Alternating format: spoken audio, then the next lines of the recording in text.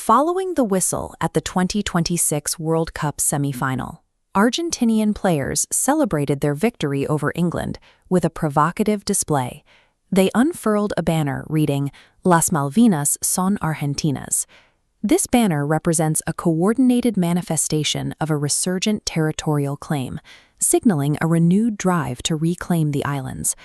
This defiance is surfacing at a moment of visible friction between Washington and London, as the United States prioritizes new regional interests over Old World ties.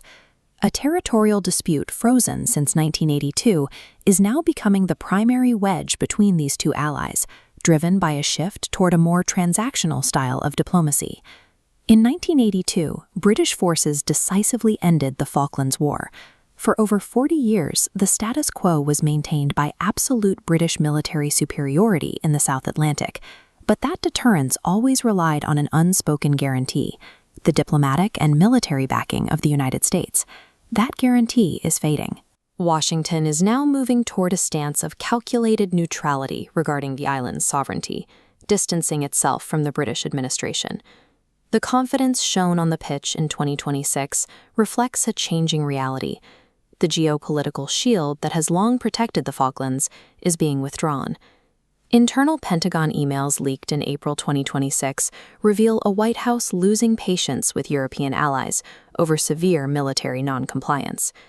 Specifically, European states refused to grant the U.S. access to military bases and closed their airspace to American warplanes targeting Iran.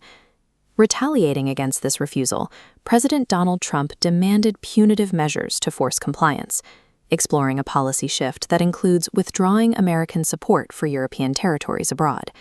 The timing of the leak was precise. These internal options became public exactly 72 hours before King Charles III was scheduled to visit Washington. For the current White House, maintaining historic ties to Europe is increasingly viewed as a diplomatic liability. While Europe is sidelined, Washington is building a new partnership in South America.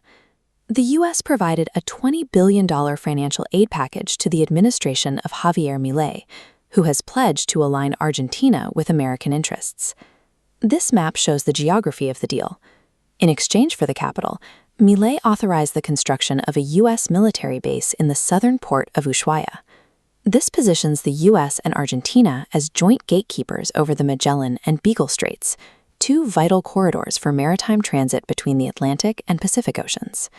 Just inland, significant deposits of rare earth minerals have been identified across the Tierra del Fuego province. Ushuaia also serves as the primary launchpad for securing access to the resource-rich Antarctic continent.